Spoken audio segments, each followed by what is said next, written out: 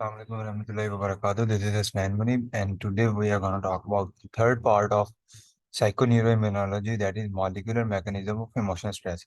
Basically ये third part है और इसके अंदर जब हम इसके मतलब जब बाकी जो पोर्शन हमारा उस फाइल का रहेगा तो उसको कवर करेंगे। तो बेसिकली कुछ मॉलिक्यूलर मैकेनिज्म मुराद है हार्मोन्स से रिलेटेड ना, कुछ चीजें जो रिलीज होती हैं मॉलिक्यूलर लेवल पे जाके। तो जब भी फिजिकली या इमोशनली बॉडी स्ट्रेस्ड होती है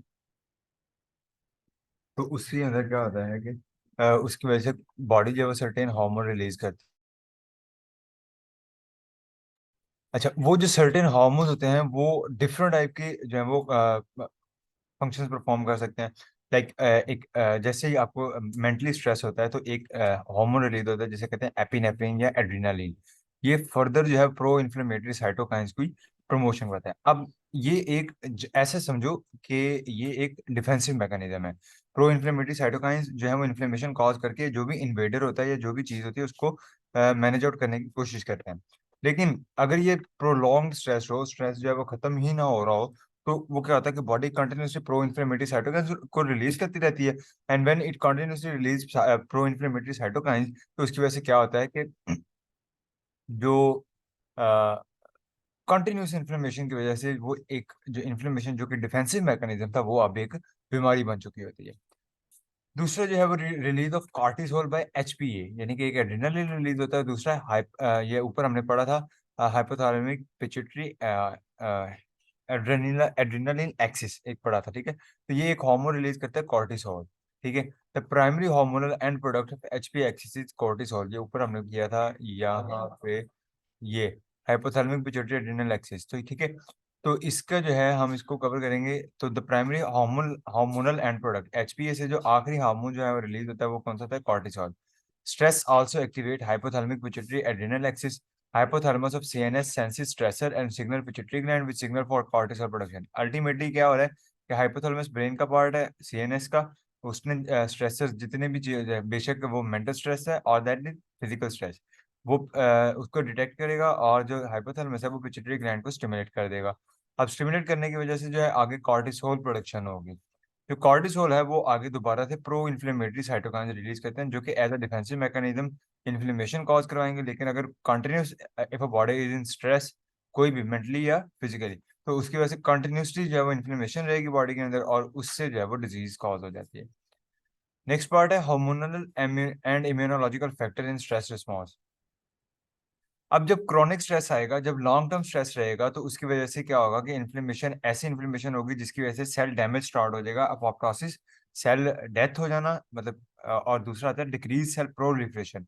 प्रोलिफरेशन का मतलब है कि सेल की जो ग्रोथ है, सेल का बढ़ना जो है वो क्या हो जाएगा? कम हो जाएगा। It also enhances corticosterone production and induces lymphocyte apoptosis. दूसरा ये काम क्या कर रहा है? एक रिलीज करवा रहा है कॉर्टिकोस्टेरोन की, डेफिनेटली वही जो आगे साइटोकाइंस को प्रोड्यूस करवाता है। और दूसरा लिम्फोसाइट्स, लिम्फोसाइट होते हैं व्हाइट ब्लड सेल्स की अपोप्टोसिस, उनके सेल की डिस्ट्रक्शन हो जाना, programme cell death of lymphocytes, ठीक है। लिम्फोसाइट व्हाइट ब्लड सेल्स, तो अल्टीमेटली अगर ये कम हो गए या इनकी डेथ हो गई तो क्या होगा? इम्यूनिटी क्या हो जाएगी? वीक हो जाएगी। This lead to alteration in immune response, these alternation are known as stress induced alteration sorry. तो ये जो स्ट्रेस इंड्यूस्ड अल्टरेशन है इसके अंदर क्या होगा? लिम्फोसाइट कम हो जाएंगे, लिम्फोसाइट कम हो जाएंगे तो इम्यूनिटी वीक हो जाएगी। Stress hormone like cortisol play a fundamental role in regulating immune responses and the balance of T helper यानी कि TH1 and TH2 cytokines, thereby modulating the susceptibility of various immune disease disorder। वो कहता है कि बहुत सारे जो stress hormone है, cortisol is a stress hormone. तो बेसिकली ये टी सेल्स जो आपने पढ़े हैं ना, B cells and T cells antibodies वाला सारा कॉन्सेप्ट आप पढ़ के आ चुके हो, टी सेल्स किलर सेल्स पढ़ के आ चुके हो। उनके जो बैलेंस है टी हेल्पर सेल्स का और TH2 यानी कि साइटोकाइंस की जो बैलेंस है उसको कौन रेगुलेट कर रहा है? कॉर्टिसोल। इसका मतलब है कि जिस तरह का बॉडी का स्ट्रेस मैकेनिज्म होगा, यानी कि जिस स्ट्रेस कंडीशन बेसिकली होगी, अगर स्ट्रेस बहुत ज्यादा होगा तो हो सकता है ये वो इस तरह इनकी सेल की प्रोलिफरेशन को, टी हेल्पर सेल जो हैं, टी सेल्स हैं, उनकी जो प्रोलिफरेशन को स्टॉप कर देगा या उसके अंदर जो है कोई किसी किस्म की जो है वो डिफेक्ट कॉज कर देगा। उसकी वजह से क्या होगा? फाइनली क्या होगा कि इम्यूनिटी जो है वो वीक हो जाएगी।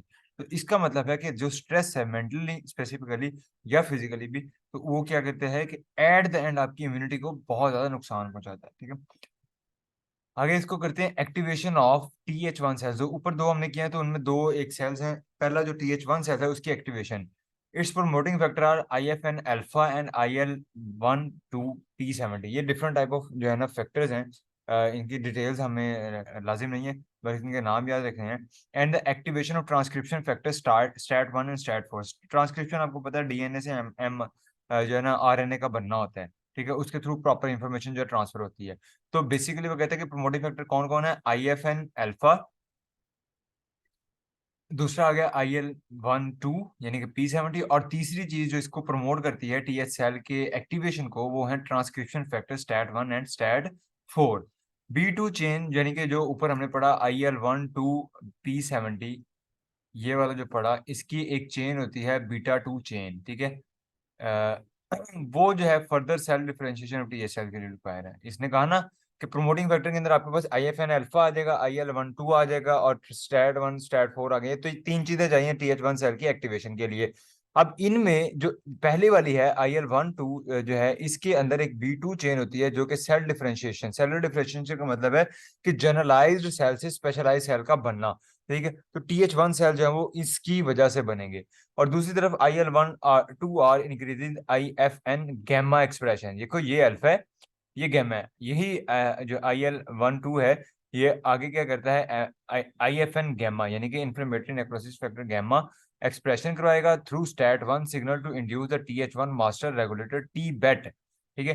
ये भी एक ट्रांसक्रिप्शन फैक्टर है T-BET, ठीक है।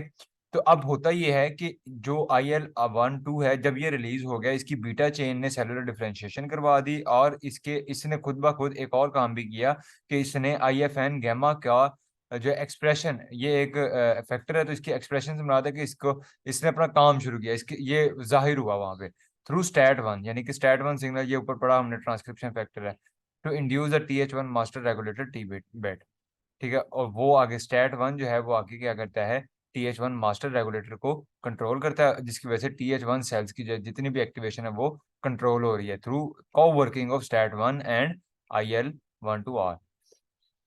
रोल ऑफ TH2 सेल्स जो है दूसरे थे, mediate this function by promoting various cytokines such as IL-4 IL-5। ये IL स्टैंड फॉर इंटरल्यूकिन, ठीक है। तो ये डिफरेंट जो है ना इंटरल्यूकिन हैं, 4 से लेके आगे सो ऑन। तो ये जो है TH2 सेल बेसिकली इनका फंक्शन दिया हुआ है, इसकी एक्टिवेशन कैसे दी हुई है वो बताया हुआ है स्लाइड्स के अंदर, और इसका फंक्शन दिया हुआ है। IL-4 ये सारा कुछ जो रेड में लिखा हुआ है ये एक्स्ट्रा इन्फॉर्मेशन है, हो सकता है आपके लेक्चर में हो इसके। तो वो कहते हैं कि sorry, mediate this function by promoting various cytokines. TH2 cell जो है वो इम्यूनिटी को कैसे स्ट्रॉन्ग करते हैं या कैसे मैनेज कर रहे हैं साइटोकाइंस को रिलीज करके।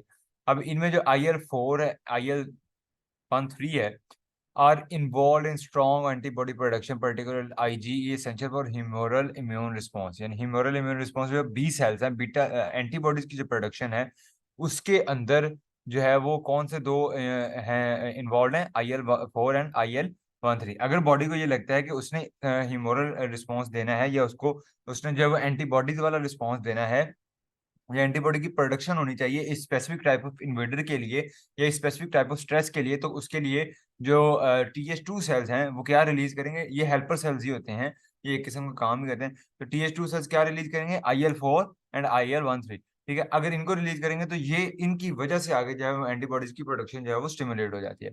उसके साथ IL-5 है जो कि एसिनोफिल एक्टिवेशन के लिए होता है, which is important for combating parasitic infection, allergic response. जितने भी पैरासाइटिक इन्फेक्शन होते हैं, जितने भी एलर्जिक रिस्पॉन्सेज होते हैं, उन सारों के लिए एसिनोफिल होता है। बेसिकली अगर आपने नहीं पढ़ा तो मुझे चैट में बताना, मैं आपको बताता हूँ। ये मैंने स्टार्ट वाले लेक्चर में वैसे बताया था कि कुछ टाइप ऑफ सेल्स होते हैं, न्यूट्रोफिल्स हैं, मैक्रोफेजेस हैं, एसिनोफिल है, बेसोफिल है, ठीक है। तो उनके डिफरेंट, उसमें एसिनोफिल जो है ना एक type of white blood cell है जो कि पैरासाइटिक इन्फेक्शन के अगेंस्ट काम करता है, ठीक है, पैरासाइट्स को और एलर्जिक रिस्पॉन्सेज के खिलाफ, ठीक है। तो उस केस में अगर बॉडी ये समझती है कि एसिनोफिल को एक्टिवेट होना चाहिए, यानी कि अगर बॉडी में इन्फेक्शन आता है या बॉडी में कोई किसी किस्म का कोई जो है एलर्जिक रिएक्शन होता है, तो उसमें क्या होगा कि TH2 सेल जो हैं वो IL-5 को रिलीज करेंगे, IL-5 जो आगे एसिनोफिल को एक्टिवेट करवा देगा। IL-6 plays a role in inflammation and acute phase response। जो इसमें IL-6 होगा वो इन्फ्लेमेशन को, और एक्यूट फेज रिस्पॉन्स होता है कि एकदम से जो डिजीज आती है, एकदम से कोई इन्वेडर आ गया, एकदम से कोई स्ट्रेस आ गया, तो उस केस में इन्फ्लेमेशन करवानी हो तो IL-6 रिलीज होगा। IL-9 जो है वो इम्यून रेगुलेशन है, एलर्जी की रिस्पॉन्स, एक जनरल स्टेटमेंट दी हुई है। और IL-17E जो है ये इनहिबिशन करवाता है बड़े सारे मैक्रोफेजेस फंक्शन की and promote protection, don't rely on phagocytes. तो ये मैक्रोफेजेस के फंक्शन, इन शॉर्ट ये ओवर वर्किंग वर्किंग को रोकता है, ठीक है।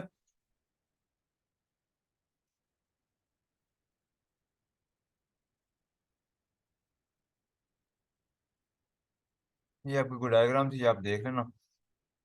बेसिकली ये इस तरह है,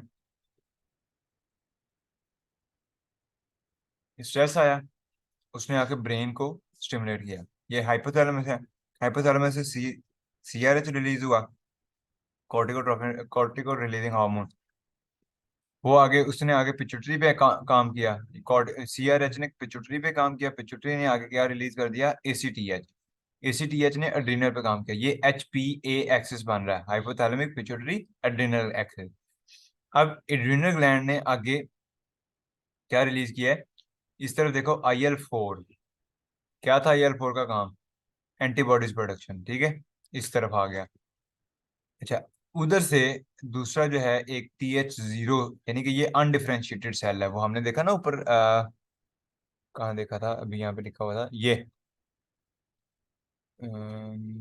cellular differentiation of TH1 cell. तो ये अनडिफरेंशिएटेड सेल TH0, वो डिफरेंशिएट होता है TH1 में और TH2 में, यानी कि TH0 में जब IL-4 काम करता है तो वो TH2 बन जाता है, और TH2 आगे जो है वो इंटरल्यूकिन 4, इंटरल्यूकिन 5, इंटरल्यूकिन 13, ये 3 इंटरल्यूकिन रिलीज करता है, जो कि एसिनोफिल पे काम कर रहे हैं, बी सेल एंटीबॉडीज प्रोडक्शन करवा रहे हैं, और हिस्टामाइन प्रोडक्शन करवा रहे हैं। तो एसिनोफिल हमने देखा किसमें था, IL-5 में लिखा हुआ है IL-5।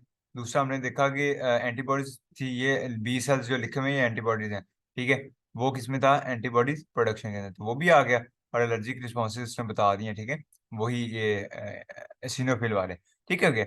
अच्छा, इस तरफ आ जाओ, TH1 सेल्स, TH1 से आगे इंटरल्यूकिन 2 और 2 और IFN गैमा ये रिलीज करते हैं, जो कि T सेल्स के ऊपर डायरेक्टली काम करते हैं, और उनको उस हिसाब से जो है वो उनका वर्कआउट होता है। दूसरी तरफ ये इस तरफ से एक मैकेनिज्म है, सेलुलर में बेसिकली क्या हो रहा था, ये इस साइड से स्टार्ट होना था कि बैक्टीरिया ने इन्वेड किया, बैक्टीरिया की जगह आपको स्ट्रेस कर सकते हो, कोई ऑर्गेनिज्म कर सकते हो, कोई भी चीज इसने इंसर्ट किया, बॉडी के अंदर मौजूद होते हैं antigen presenting sales, APC, last lecture में बता चुका हूं मैं, ठीक है। ये उसको डिटेक्ट करते हैं और उनको भेज दे, उनकी वजह से ये रिलीज करेंगे IL-1 एंड IL-6, ठीक है।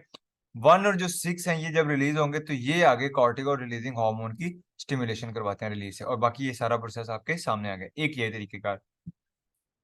दूसरा APC जो है, ये इंटरल्यूकिन 12 और IFN अल्फा रिलीज करते हैं, APC, ठीक है, जो कि डायरेक्टली TH1 सेल्स की एक्टिवेशन में भी रोल प्ले करते हैं, जो कि हमने यहाँ पे कवर किया, IFN अल्फा, क्लियर है।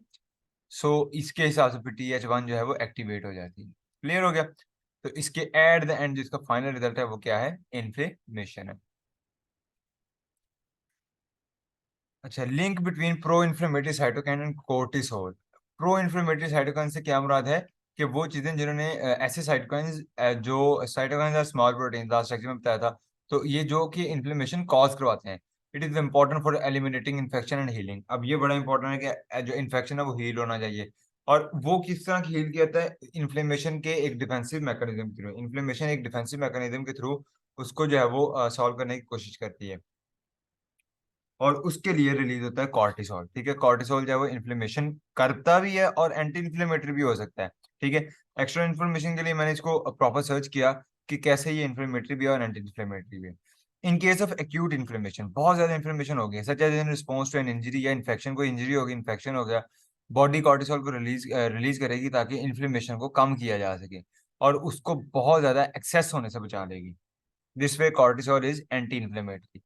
When cortisol is consistently elevated due to chronic stress, लेकिन अगर स्ट्रेस कंटिन्यूसली आ रहा है और उसकी वजह से कॉर्टिसोल मुसलसल रिलीज हो रहा है, तो उसकी वजह से क्या होता है कि एक ऐसी स्टेट आ जाती है जिसके अंदर सिस्टेमिक इन्फ्लेमेशन हो जाती है, ठीक है, और वो इस वे में ये एज अ इन्फ्लेमेटर काम करता है, ठीक है। लॉन्ग टर्म में कॉर्टिसोल एक नुकसानदेह चीज हो सकता है, लेकिन शॉर्ट टर्म में ये एंटी इन्फ्लेमेटरी के तौर पे काम कर रहा होता है। ठीक हो गया। आगे आगे हार्मफुल इफेक्ट ऑफ स्ट्रेस। कुछ बीमारियों बीमारियों के नाम लिखे हुए हैं, कोई भी ऐसी नहीं है, जनरल आपने पढ़ लेनी है। और एग्जांपल्स आ गई कुछ लास्ट पे, PNI यानी कि साइकोन्यूरोइम्यूनोलॉजी की कुछ एग्जांपल्स हैं। उसके अंदर पिसोरियासिस है। ये कैसे सोरियासिस है? ये एक ऐसी बीमारी है कि जिसके अंदर कॉर्टिसोल जो उसका लेवल हाई हो जाता है, जिसकी वजह से प्रो इन्फ्लेमेटरी साइटोकाइन का लेवल हाई हो जाता है, जो कि स्किन के सेल्स की ग्रोथ करवाते हैं। ग्रोथ से मतलब इन्फ्लेमेशन, बड़े बड़े ज्यादा सेल्स जो है ना वो एकदम से हो जाएंगे, और इसकी वजह से स्किन के ऊपर स्वीयर पेन होती है, स्वीयर इचिंग होती है, जिसे कहते हैं खारिश वगैरह। ठीक है। ये किस तरह लिंक है? साइकोन्यूरो इम्यूनोलॉजी से जो है ना ये चीज लिंक्ड हुई है। दूसरा आ गया कैंसर। बहुत सारी वुमेन है जिनमें genetic risk factor for developing cancer showed immune system abnormality in response to stress. वो कहते हैं कि ऐसे वुमेन जिनमें जेनेटिकली कैंसर के रिस्क है, मतलब जेनेटिकली कैंसर हो सकता है उन्हें, उनमें देखा गया कि उनकी इम्यूनिटी भी क्या होती है? वीक होती है। ठीक है। पीपल विद ब्रेस्ट, सर्विकल और ovarian cancer who also were stressed had. अब ऐसा बंदा, ऐसे वुमेन जो कि कैंसर का भी शिकार थी और उसके अलावा स्ट्रेस भी था उसे, तो उसके अंदर बहुत सारी जो है वो बहुत वीक इम्यून सिस्टम जो है ना उसको ऑब्जर्व किया गया। ठीक है। इम्यून एंड ब्रेन कनेक्शन में impact symptom related to cancer. और इम्यूनिटी का और ब्रेन का जो कनेक्शन है वो बहुत सारी सिम्टम्स जो कैंसर से रिलेटेड है उनको कवर अप कर सकता है। फटीग है, डिप्रेशन है, डिफिकल्ट स्लीपिंग है। यानी कि अगर आप ब्रेन को अपने प्रॉपर इमोशंस को कंट्रोल रख के अपने ब्रेन को अपनी ग्रिप में करते हैं, और उसकी वजह से आपकी जो इम्यूनिटी स्ट्रांग हो जाती है, और बहुत सारी जो सिम्टम्स हैं कैंसर की उनको आप कवर कर सकते हो। CAD, chronic artery disease. Psychological stress increase the production of pro inflammatory cytokine, increase heart rate and blood pressure. Definitely जब बहुत ज्यादा इन्फ्लेमेटरी साइटोकाइंस हो जाएंगे तो उसकी वजह से हार्ट रेट बढ़ेगा, ब्लड प्रेशर बढ़ेगा, क्योंकि सूजन हो जाएगी, उसमें हार्ट को काम करना मुश्किल हो जाएगा। और इसके अलावा जो है वो थकान। जाहिर सी बात है, जब हार्ट काम ही नहीं कर रहा तो ऑक्सीजन सही तरह सप्लाई नहीं होगी ब्लड सेल्स को। जब उन्हें सही तरह सप्लाई नहीं होगी तो उसकी वजह से क्या होगा? थकान होगी। Chronic stress and cytokine production में contribute development of cardiac disease. और अगर बहुत लंबा अरसे तक जब स्ट्रेस चल रहा है और उसकी वजह से साइटोकाइन प्रोड्यूस हो रहे हैं थ्रू कॉर्टिसोल, तो definitely that will lead to cardiac disease. समझ आ गया तो मुझे ना चैट बॉक्स में बता दो, और कोई क्वेश्चन है तो मुझे पूछ लो।